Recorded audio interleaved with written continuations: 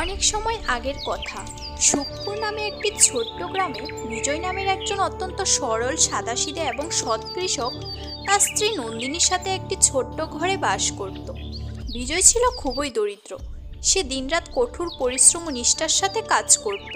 সে কখনো জমিদারদের কাছে দৈনিক মজদুরি করত, তো কখনো ক্ষেত খামারে কাজ করত, যাতে কোনোভাবে তাদের সংসার চলে। সময়ের সাথে সাথে তার দারিদ্রতা আরও বেড়েই চলছিল। একদিন সে তার স্ত্রীকে বলল, নন্দিনী, আমার এখন কোথাও বাইরে ধননগর শহরে গিয়ে কাজ করা উচিত। এত পরিশ্রম করার পরেও আমরা একই রকম গরিব রয়েছি। দূর শহরে কম পরিশ্রম করতে হয় এবং টাকাও বেশি দেয়। তাই আমি এখন ভেবেছি যে আমি কোনো বড় শহরে গিয়ে কাজ করব। তুমি যদি অন্য শহরে কাজ করতে চলে যাও, তাহলে তোমাকে ছেড়ে আমি ঘরে একা কিভাবে থাকব? আমি চাই না যে তুমি অন্য শহরে গিয়ে কাজ করো। আমার বেশি টাকার দরকার নেই। তুমি যতটা রোজগার করে নিয়ে আসো, আমি তাতেই খুশি। আমি কম টাকাতেই সংসার চালিয়ে নেব। শুধু তুমি আমাকে ছেড়ে কোথাও যাবে না। আমার কাছে তুমিই সবচেয়ে গুরুত্বপূর্ণ। আমি জানি নন্দিনী, তুমি তো সব সুখে দুঃখে সবসময় আমার পাশে থেকেছ, কিন্তু এখন আমি আমাদের এই দারিদ্রতার দেখতে পারছি না। এখন আমাকে 1-2 বছরের জন্য কোথাও দূর শহরে কাজ করতে যেতেই হবে। তবেই আমাদের অভাব দূর হতে পারে, না হলে আমরা এভাবেই এক একটি পয়সার জন্য হাহাকার করতে থাকব। শহরে অনেক কাজ আছে, যদি আমি সেখানে কাজ পেয়ে যাই তাহলে আমাদের দিন বদলে যাবে এবং সব ঠিক হয়ে যাবে। ঠিক আছে, যদি তুমি যেতেই চাও তাহলে চলে যাও, কিন্তু নিজের খেয়াল রাখবে। আমি আজই তোমার জিনিসপত্র গুছিয়ে দেব। তুমি চাইলে কালই চলে যেতে পারো।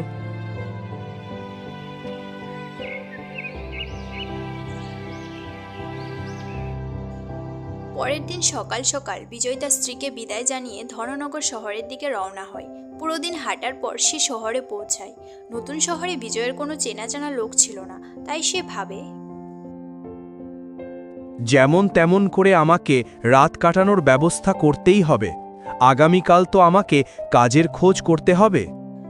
বিজয় রাত কাটানোর জন্য একটি বাড়ির কাছে গেল। ঠিক তখনই বাড়ির মালিক বাইরে এলেন। বিজয় সেই লোকটিকে বলল, ভাই, আমি অনেক দূর গ্রাম থেকে এসেছি এবং এখন সন্ধ্যা হয়ে গেছে। আমার রাত কাটানোর জন্য একটু জায়গা চাই। যদি আপনি আমাকে রাত কাটানোর জন্য আপনার বাড়িতে একটু জায়গা দেন তাহলে অনেক উপকার হতো। তুমি গ্রাম থেকে আসো বা অন্য কোথা থেকে, এতে আমার কোনো যায় আসে না। আমি তোমাকে চিনিও না, জানিও না, তাহলে আমি তোমাকে আমার বাড়িতে কিভাবে রাখব? তোমার মতো অনেকেই এই শহরে কাজ করতে আসে। যাও যাও, তোমার ঠিকানা অন্য কোথাও খুঁজে নাও। বিজয় কিছু না বলে সেখান থেকে চলে যায়।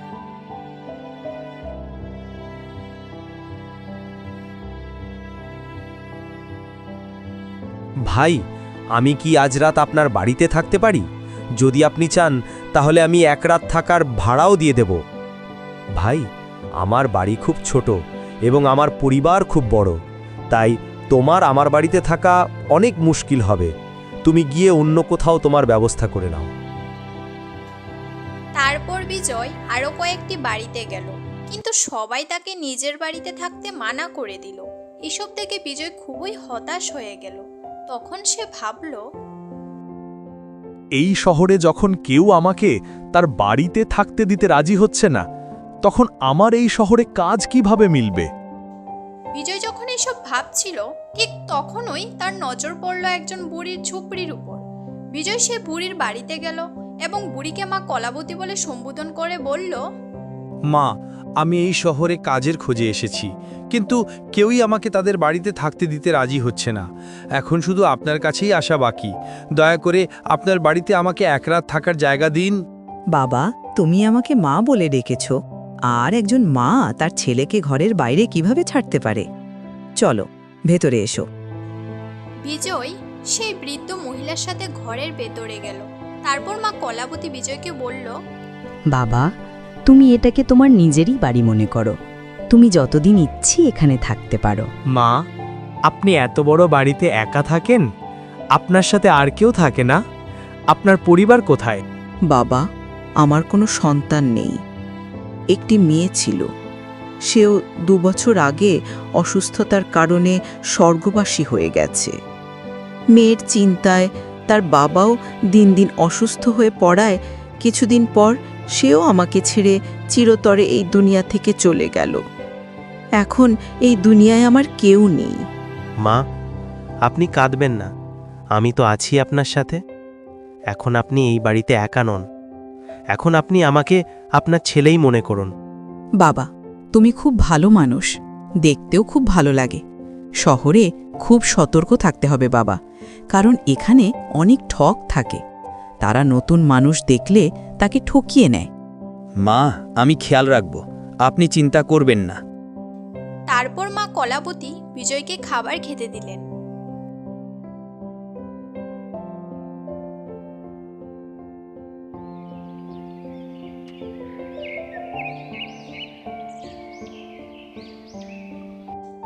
পরের দিন সকালে বিজয় কাজের খুঁজে বেরিয়ে পড়ল।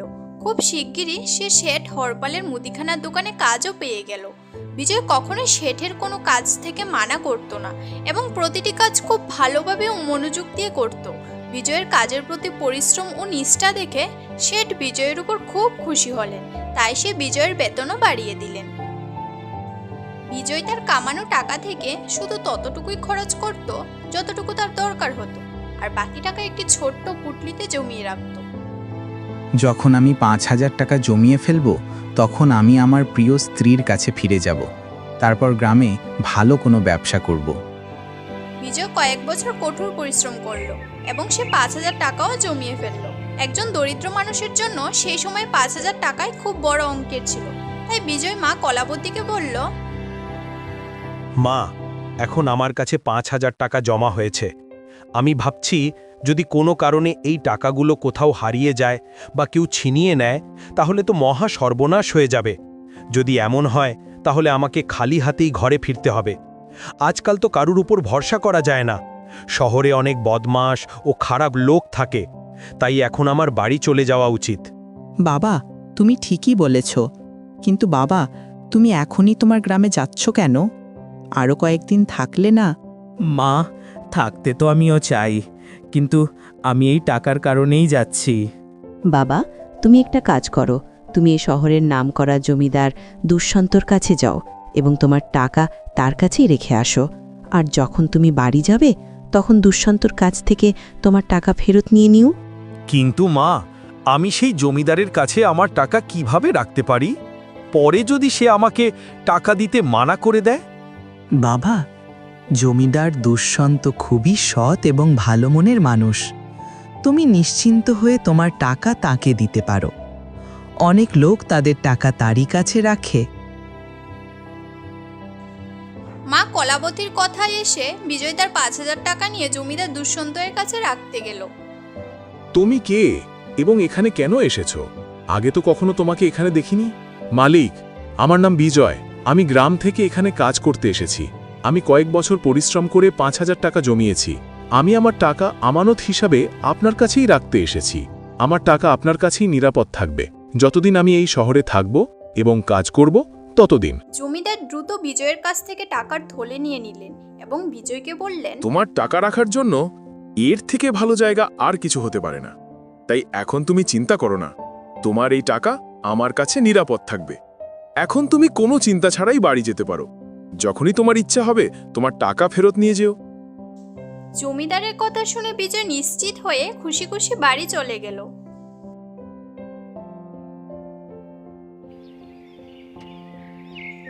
আরও কয়েকদিন যাওয়ার পর বিজয়ের তার স্ত্রীর কথা খুব মনে পড়ল। তাই বিজয় বাড়ি যাওয়ার জন্য প্রস্তুতি নিয়ে জমিদারের কাছ থেকে তার টাকা নিতে চলে গেল। মালিক, আমি আমার গ্রামে যাচ্ছি, তাই আমি আপনার কাছে আমার টাকা নিতে এসেছি। দয়া করে আপনি আমার টাকা আমাকে ফেরত দিন। তুমি কোন টাকার কথা বলছো? তুমি আমাকে টাকা কখন দিয়েছিলে? মালিক, আমি কিছুদিন আগেই 5,000 টাকা আপনার কাছে আমানত হিসাবে রেখেছিলাম। তুমি পাগল হয়ে গেছো নাকি? তোমার মাথা খারাপ হয়ে যায়নি তো যে এমন মিথ্যে কথা বলছো? 5,000 টাকা?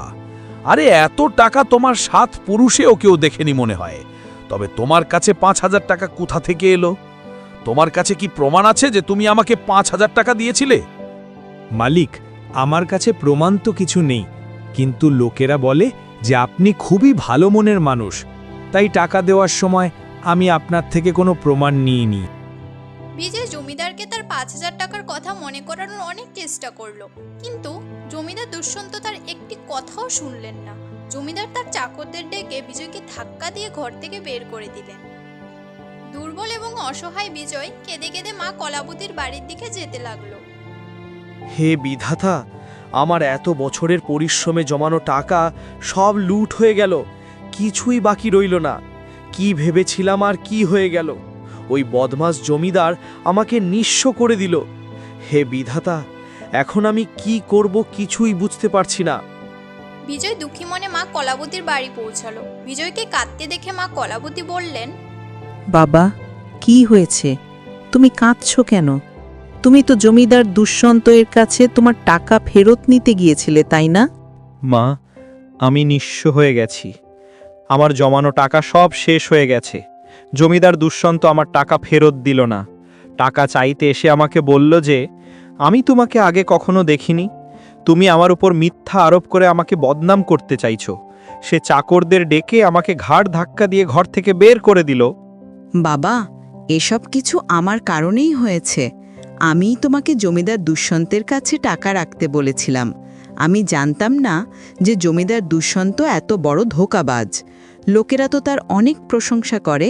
মা, তুমি অকারণে নিজেকে দোষ দিও না। এতে তোমার কোনো ভুল নেই। তুমি তো আমার ভালোর জন্যই বলেছিলে, কিন্তু হবে তো সেটাই যা ভাগ্যে লেখা আছে। বাবা, তাহলে এখন তুমি কি করবে? সেই ধোঁকাবাজ জমিদারের থেকে তোমার টাকা ফেরত কিভাবে নেবে? মা, এখন আমি কিছুই করতে পারবো না। এখন আমাকে খালি হাতেই বাড়ি ফিরতে হবে। মা কলাবতী এবং বিজয় একে অপরের সাথে কথা বলছিল। ঠিক তখনই একজন মহিলা সেখানে এলেন। সে দুজনকে চিন্তিত দেখে জিজ্ঞাসা করলেন, কি ব্যাপার, কি হয়েছে? আপনারা দুজন এত চিন্তিত কেন?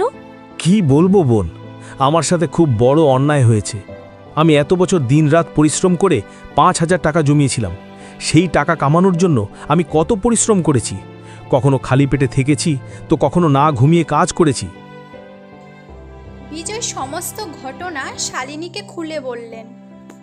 মেয়ে, লোকেরা বলে যে জমিদার দুষ্যন্ত খুবই সৎ এবং ভালো মনের মানুষ, তাই বিজয় আমার কথা এসে তার কাছে টাকা রেখেছিল।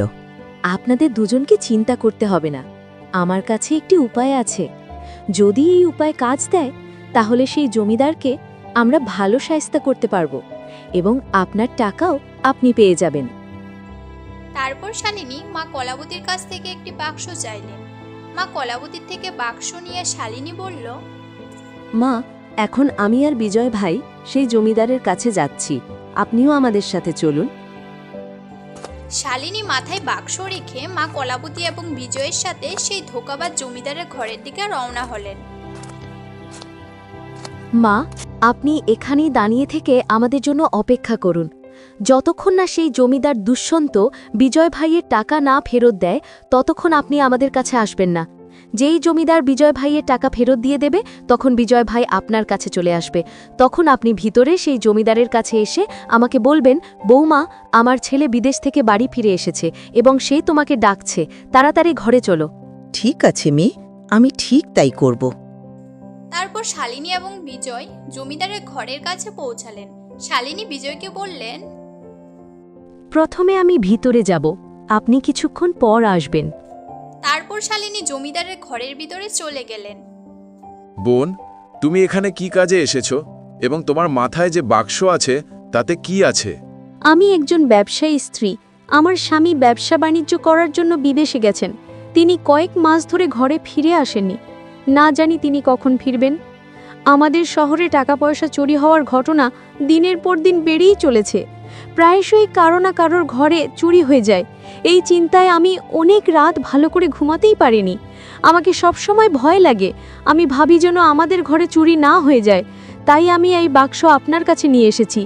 এই বাক্সে আমাদের পুরো জীবনের কামাইয়ের টাকা, হীরা, সোনা, রূপা সব কিছু আছে। আমি চাই যে আপনি এটাকে আপনার কাছে ভালোভাবে সামলে রাখুন। যখন আমার স্বামী ব্যবসা বাণিজ্য করে ঘরে ফিরে আসবেন, তখন আমি এই বাক্স আপনার কাছ থেকে ফেরত নিয়ে যাব। শালিনীর কথা শুনে জমিদার ভাবলেন, বাক্স দেখে তো মনে হচ্ছে এই বাক্সে 5 থেকে 10 লাখ টাকার মাল আছে। আমাকে এখন এই বাক্সটা যত তাড়াতাড়ি সম্ভব নিয়ে নিতে হবে। বোন, তুমি খুবই ভালো কাজ করেছ যে এই সোনা রূপা টাকা পয়সায় ভরা বাক্স আমার কাছে নিয়ে এসেছ। আমি তোমার এই ধনের বাক্স আমার কাছে খুবই যত্ন সহকারে রাখব। তুমি আমাকে বিশ্বাস করো, তোমার এই বাক্স আমার কাছে সুরক্ষিত থাকবে। তুমি যখন ফেরত চাইবে, এখন এই বাক্স যেমন অবস্থায় আছে ঠিক তেমন অবস্থাতেই তোমাকে ফেরত দেওয়া হবে। আমি কিভাবে বিশ্বাস করব যে আমার এই সোনা চাঁদির বাক্স আমি যেমনকার তেমন ফেরত পাব? বোন, পুরো শহরে আমার ইমানদারির প্রসঙ্গ আলোচিত হয়। এমন কেউ নেই যে আমাকে ধোঁকাবাজ বা চিটিংবাজ বলতে পারে। ঠিক সেই মুহূর্তেই বিজয় চলে এলেন। বিজয়কে দেখে জমিদার ভয় পেয়ে গেলেন এবং তিনি ভাবতে লাগলেন, আরে, এই মানুষটা আসার জন্য আর সময় পেল না। এখন যদি সে আমার জন্য কিছু বলে ফেলে তাহলে তো এই মহিলা আমাকে অবিশ্বাস করতে লাগবে। একটা কাজ করি, সে কিছু বলার আগেই আমি তাকে তার টাকা ফেরত দিয়ে দিই। তাতে এই মহিলা নিজের চোখের সামনে আমার ইমানদারির প্রমাণ দেখবে। হ্যাঁ, এটাই ভালো হবে। আমি এই লোকটিকে ওর 5,000 টাকা দিয়ে দিই, আর আমার ইমানদারি দেখে এই মহিলা আমাকে তার সোনা রূপা এবং টাকায় ভরা এই বাক্স দিয়ে দেবে। বোন, আমি তোমাকে ভরসা দিচ্ছি, আমার বাড়ির থেকে আর কোনো সুরক্ষিত জায়গা তোমাকে কোথাও মিলবে না। তুমি নিশ্চিন্ত হয়ে এই বাক্স এখানে রাখতে পারো। তোমার এই আমানত আমার কাছে একদম সুরক্ষিত থাকবে। আর এই ঘরে তোমার এই বাক্স তো কেউ চুরিও করতে পারবে না, কারণ ঘরে ঢোকার আগে চোরও 100 বার ভাববে। তখন জমিদার খুব খুশি হয়ে বলল, আরে, তুমি এখানে দেখো, এই মানুষটা গ্রাম থেকে শহর এসে মেহনত মজদুরি করে টাকা কামিয়ে তার সমস্ত টাকা আমার কাছে রেখে গিয়েছিল। আজ সকালেই সে আমার কাছে তার সমস্ত জমানো টাকা ফেরত নিতে এসেছিল, কিন্তু আমি একে চিনতে না পেরে টাকা দিতে মানা করে দিয়েছিলাম। পরে আমি আবার ভালো করে মনে করলাম, তারপর আমি একে চিনতে পারলাম। ভাই, তুমি খুব ভালো করেছো যে তুমি তোমার টাকা আবার নিতে চলে এসেছো। আমি তো আমার চাকরদের দিয়ে তোমাকে ডাকতে পাঠানোর কথাই ভাবছিলাম। এই লোকটিকে তো আমি খুব ভালোভাবে চিনি। এই লোকটি খুব দূর থেকে এই শহরে কাজ করতে এসেছে। সে খুবই গরিব এবং পরিশ্রম করে কাজ করে। সে আমাদের এখানেও কাজ করেছে। সে খুবই পরিশ্রম করে টাকা কামিয়েছে। তুমি এই লোকটিকে চেনো? তাহলে তো চিন্তা করার কোনো দরকার নেই। আমি এখনই এই গরিবকে ওর টাকা ফেরত দিয়ে দিচ্ছি। তারপর জমিদার বিজয়ের 5,000 টাকা ফেরত দিয়ে দিলেন। বিজয় টাকা নেওয়ার পর সেখান থেকে চলে গেল। দেখো বোন, আমি সঙ্গে সঙ্গেই গরিব মজদুরের টাকা ফেরত দিয়ে দিলাম। এখন তো তোমার আমার প্রতি বিশ্বাস হয়ে গেছে যে লোকেদের ধন সম্পত্তি আমার কাছে 100% সুরক্ষিত থাকে। হ্যাঁ, অবশ্যই। আমি এখন পুরোপুরি নিশ্চিত হয়ে গেছি যে আপনি এক সৎ এবং ইমানদার মানুষ। তো ঠিক আছে, এখন তুমি আমাকে এই বাক্স দিয়ে দাও এবং নিশ্চিন্তা হয়ে বাড়ি ফিরে যাও। জমিদার শালিনীর কাছ থেকে বাক্স চাইছিলেন। ঠিক তখনই মা কলাবতী চলে এলেন এবং তিনি শালিনীকে বললেন, বৌমা, তাড়াতাড়ি বাড়ি চলো। ছেলে ব্যবসা বাণিজ্য করে ঘরে ফিরে এসেছে। সে তোমাকে এখনই ডাকছে। ও মা, এটা তো খুব ভালো কথা যে তিনি ফিরে এসেছেন। এখন তো আমাকে কোনো চিন্তা করার প্রয়োজন নেই। এখন আপনাকেও আমার জন্য এত কষ্ট করার প্রয়োজন নেই। আমার স্বামী ধন নিজেই ভালোভাবে রাখবেন। তিনি থাকতে আমাদের বাড়িতে আর কোনো সমস্যা হবে না। তখন শালিনী বাক্স তুলে নিয়ে জমিদারের ঘর থেকে চলে গেলেন। এইসব দেখে জমিদার খুব দুঃখী এবং রাগান্বিত হলেন এবং তিনি বললেন, বাহ দুষ্যন্ত, বাহ, এ কি হলো? এত সোনা গয়না টাকা হাতে আসতে আসতে হাতের নাগাল থেকে বেরিয়ে গেল। এই জাহিল ব্যবসায়ীকে এখনই আসতে হলো। কত ভালো হতো যদি আরও কিছুক্ষণ পরে আসতো। সেই সোনা রূপা মুদ্রা ভরা বাক্সটা আমার হাতে লাগলেই হতো। যদি সেই বাক্সটা আমার হাতে লেগে যেত তাহলে সেই টাকা দিয়ে কত কিছুই না হতো। হে বিধাতা, এ কেমন নসিব আমার। অন্যদিকে শালিনী বিজয়কে বললেন, ভাই, মানুষকে কখনো আশাহীন হওয়া উচিত নয়। সবসময় এই কথা মনে রাখা উচিত যে দুনিয়াতে কোনো এমন চালাক বা বেইমান মানুষ নেই যার বেইমানি এবং চালাকি সবসময় সফল হতে পারে। এখন আপনি ঘরে যান এবং আপনার পরিবারের সাথে একটি সুখী জীবন কাটান। মা, এখন আপনিও আমাকে যাওয়ার অনুমতি দিন। আপনিও সর্বদা আমাকে এই অজানা শহরে অনেক উপকার করেছেন। আমি আপনার এই উপকার সারা জীবন ভুলতে পারবো না। আরে এটি উপকারের কি আছে বাবা? তুমি আমার ছেলের মতো। আমি তো শুধুমাত্র একটি মায়ের দায়িত্ব পালন করেছি। আমাকে ভুলে যাবে না বাবা। যখন সময় পাবে আমার কাছে আসবে, তোমার পরিবারকেও নিয়ে আসবে। এখন তুমি বাড়ি যাও এবং সর্বদা খুশি থাকো। আমার আশীর্বাদ সবসময় তোমার সাথে আছে। তারপর বিজয় তার সুখপুর গ্রামের দিকে বেরিয়ে পড়ল। পুরো দিন চলার পর বিজয় ঘরে পৌঁছালেন।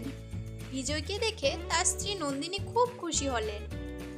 যেদিন থেকে তুমি গেছো আমার কাছে এক এক মুহূর্ত যেন খুব কঠিন হয়ে পড়েছিল। কোনো কিছুতে মন লাগতো না আমার, সবসময় তোমার কথা মনে পড়তো। নন্দিনী, এখন আমি চলে এসেছি। এখন তোমাকে কোনো বিষয় চিন্তা করা দরকার নেই। আমি একটি খুব বড় সমস্যায় পড়ে গিয়েছিলাম, কিন্তু বিধাতা আমাকে সেই সমস্যা থেকে মুক্তি দিয়েছেন। বিধাতা ভালো করুক সেই বোনের শালিনীর, যার কারণে আজ আমি আমার পরিশ্রমের টাকা ফেরত পেলাম। আর আমি তোমাকে ছেড়ে দূরে কোথাও যাব না। যা কিছু করব গ্রামে থেকেই করব। তারপর বিজয় তার জমানো টাকা দিয়ে একটি বড় সবজির দোকান খুললেন। কিছুদিনের মধ্যে তার দোকানে ভালো বেচাকেনা শুরু হয়ে গেল। এইভাবে পরিশ্রম এবং ধৈর্যের মাধ্যমে বিজয়ের দারিদ্র্যের দিন চলে গেল এবং কিছুদিনের মধ্যেই বিজয় একজন বড় ব্যবসায়ী হয়ে গেলেন এবং তিনি একটি বড় বাড়ি কিনে নিলেন। তারপর তারা বাকি জীবন খুশি খুশি কাটান।